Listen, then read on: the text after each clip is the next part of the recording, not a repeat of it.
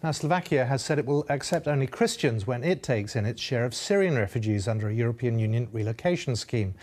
An Interior Ministry spokesman told the BBC that Slovakia had only a tiny Muslim community. Muslims would not integrate well.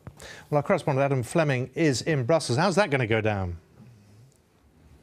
Hi, Simon. Well, the EU Commission has a press briefing at lunchtime every day for journalists, and I asked them about this. They didn't want to say too much about it, but they said that the EU Charter of Fundamental Rights is very clear. There should be no discrimination based on religion. The Commission spokesperson said they would expect governments in the EU to abide by the spirit and the letter of that treaty. So dropping a fairly big hint that they're not exactly welcoming this here in Brussels. Talking to EU officials privately, though, they say it's quite difficult to deal with this situation because at the moment all they've got is some words coming from the Slovakian government in Bratislava. It's not like they've passed a piece of legislation or launched an official programme or actually even started dealing with cases where they're turning people away because they're the wrong religion in their eyes. Speaking to the Office of the UN High Commissioner for Refugees in Geneva, they were saying that countries can be quite picky about what refugees they take in, but they said they would prefer it to the UNHCR if countries judge people based on their need for safety and refuge, rather than their religious affiliation or any other kind of characteristic like that. Adam, while we all know what the EU would like countries to do when it comes to those coming from Syria and indeed other parts of the world and travelling to EU countries, what sanctions, what power do they have to enforce it? Well, this is actually a very complicated area, and the EU member states have been wrangling over what to do about this for most of the year, really.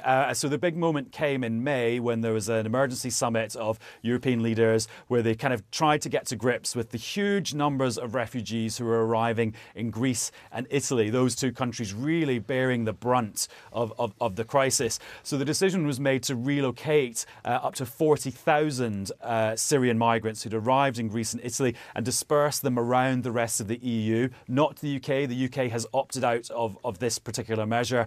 And there was a real wrangle over which countries would take how many refugees. It did seem that some countries weren't very keen to take that many. So Slovakia, for example, is only going to take about 200 out of 40,000. And as we've seen, they're being quite picky about what sort of migrant they're going to take. The Slovakian government told me earlier this morning that they're not being discriminatory, they say. They're not discriminating against Muslims. They just say that there's a very small Muslim population in Slovakia. There are no mosques whatsoever, and so they're saying actually a Muslim refugee wouldn't find it very easy to settle in Slovakia. They're saying they're not being discriminatory. I imagine some people will see it in another way. And also, just to provide a bit of context to this, and it makes you realise that Slovakia is not really used to dealing with this issue. So in the last 6 months, about 400,000 asylum applications were made to the EU as a whole. Slovakia took 6 people. Don't you hate it when people ask you really complicated questions like that? Adam, you did it brilliantly. Thank you very much.